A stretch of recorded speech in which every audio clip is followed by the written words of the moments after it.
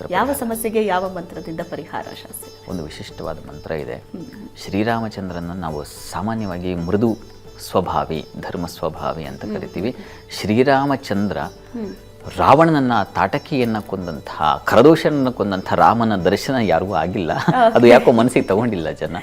ಆ ಥರದೊಂದು ನೋಡಿ, ಗಮನಿಸಿ. ಈ ಮಂತ್ರವನ್ನು ಹೇಳ್ಕೊಳ್ಳೋದ್ರಿಂದಾಗಿ ನಾವು ಸೌಮ್ಯವಾಗಿದ್ದುಕೊಂಡೂ ಕೂಡ ಬಲವಾದ ದುರ್ಗಮವಾದದ್ದನ್ನು ಸಾಧಿಸ್ತಕ್ಕಂತಹ ಶಕ್ತಿ ಬೇಕಾಗಿದ್ದರೆ ಈ ಮಂತ್ರ ಹೇಳ್ಕೊ.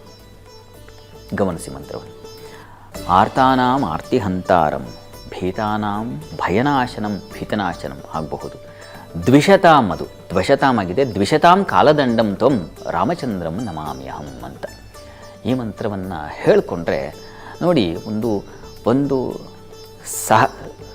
ಸಂಯಮ ಭಾವದಲ್ಲಿ ನೀವು ಸಾಗ್ತಾ ಇರ್ತೀರ. ಜೀವನದಲ್ಲಿ ಏನೋ ಒಂದು ತೊಡಕು ಬರುತ್ತೆ, ಸಂಯಮಗಳಾಗಿರ್ತೀರ, ಸೌಜನ್ಯಶೀಲರಾಗಿರ್ತೀರ. ಆ ತೊಡಕನ್ನು ನಿಭಾಯಿಸೋದು ಕಷ್ಟ ಅಂತ ಎದೆಗುಂದಿದ್ರೆ ಹಾಗೆಂದೂ ಎದೆಗುಂದಬಾರ್ದು. ಈ ಮಂತ್ರ ಹೇಳ್ಕೊಳ್ಳೋದ್ರೆ ಅಂಥದ್ದೊಂದು ಪೌರುಷ ಬಂದುಬಿಡುತ್ತೆ.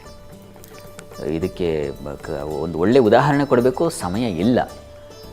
ಮೊಲ ನಾಯಿಗಳು ಅಟ್ಟಿಸ್ಕೊಂಡು ಹೋಗ್ತಾ ಇದ್ವಂತೆ ಮೊಲವನ್ನು.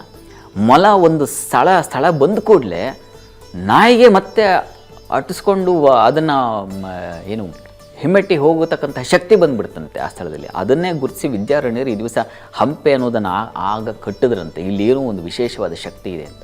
ಅಂಥದ್ದೊಂದು ಶಕ್ತಿ ಈ ಮಂತ್ರ ಹೇಳ್ಕೊಳ್ಳೋದ್ರಿಂದ ಒಂದು ಸೌಮ್ಯ ಸರಳವಾಗಿರ್ತಕ್ಕಂಥವ್ರಿಗೂ ಅದನ್ನು ಎದುರಿಸ್ತಕ್ಕಂಥ ದುಷ್ಟತನವನ್ನು ಎದುರಿಸುವ ಶಕ್ತಿ ಬಂದುಬಿಡುತ್ತೆ.